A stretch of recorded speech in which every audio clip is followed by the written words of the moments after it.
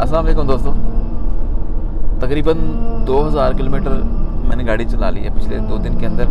Stops भी किए, अपनी मर्ज़ी से ज़िंदगी जी रहे हैं। सफ़र के दौरान कई जगहों पे हम रुके हैं, ऐसी ऐसी जगहों पर भी रुके हैं जहाँ से शहर जाने में कई सौ किलोमीटर का फासला तय करना पड़ता है। तो वहाँ जो लोग काम कर रहे होते हैं, मुझे नहीं लगता कि वो बग़ैर प्लानिंग के, बग़ैर सोचे समझे जाते होंगे, या बहुत कोई मजबूरी होती होगी तो दूसरे शहर जाते होंगे या शहर जाते होंगे।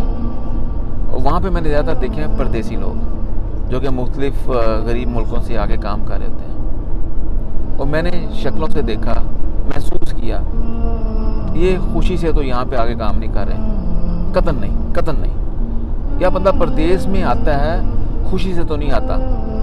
सैर व तफरीह एक और चीज़ है, काम करने के लिए, क्योंकि इंसान की फितरत का हिस्सा है कि इंसान अपनी फैमिली से दूर नहीं जाना चाहता, अपने बचपन की जगह से दोस्तों को नहीं छोड़ना चाहता। मैं एक्सेप्शन की बात नहीं कर रहा। ये लोग इतनी दूर जगहों पे जाके काम करते हैं, मजबूरी तो मस्ट है। अब इतने बड़े मुल्क के अंदर सड़कें बनाना, पहाड़ों को काटना, नए नए इंफ्रास्ट्रक्चर बनाना, बिल्डिंग्स बनाना, अपने लोग तो नहीं काम करते। दुनिया में शायद ही कोई मुल्क हो जिसके अपने लोगों ने अपना मुल्क बनाया हो, वरना क्या कि दूसरे मुल्क से आपको लोग हायर करने पड़ते हैं और मुल्क बनाया जाता है। और दूसरे मुल्क से जब आप लोग लेते हैं, खुशी से तो कोई नहीं आता, मैं चैलेंज करता हूँ, मजबूरी से ही आता है कोई। तो मजबूरी बनाई जाती है, तब जाके इंसान अपने बच्चों से, अपनी बीवी से, अपने बहन भाइयों से, वालिदैन से, दोस्तों से दूर चला जाता, जाकर अपनी ज़िंदगी को पीसना शुरू कर देता है।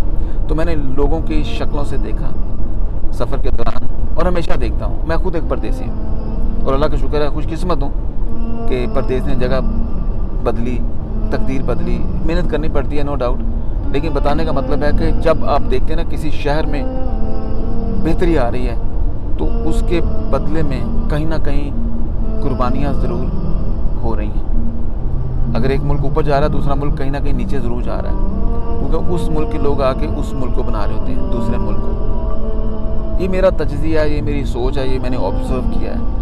अगर इसके अलावा आपके ज़हन में कोई बात है तो ज़रूर बताइएगा, वरना मैं नहीं मानता, मैं नहीं कन्विंस होता कि कोई बग़ैर मजबूरी के जाके किसी का काम करेगा। तभी होता है। और प्लानिंग बनाई जाती है कि जब आपके अपने लोग नहीं काम करते, आप मुलाज़म रखते हैं, तो मुलाज़म आप वहीं से लेके आते हैं जहाँ से लोग मजबूरी में आ जाते हैं और सस्ते में आ जाते हैं। सस्ता कोई भी नहीं होता, उसको गिरा के इतना छोटा कर दिया जाता है, वो सस्ता हो जाता है मजबूरी में। फिर उसके बाद उससे जो मर्ज़ी करवा लो, दुनिया में कहीं भी जाके कोई भी काम करवा लो। आप हिस्ट्री उठा कर देख लें, आपको मेजॉरिटी ऐसा मिलेगा, मुल्क आबाद कैसे हुए हैं, ठंडे इलाकों के अंदर काम, गर्म इलाकों के अंदर काम किन्होंने किए हैं? या मजबूर लोगों ने, जो ऐसे मुल्कों से आए जिनको डिप्राइव रखा गया, जिनको गरीब रखा गया, जिनको पीसा गया, या वो लोग जिनको कैदी बनाया गया। तो परदेसी भी तो कैदी होता है। तकलीफ़ होती है देख के। बाकी अल्लाह ताला सब पर रहम फरमाए। आमीन सुम्मा आमीन।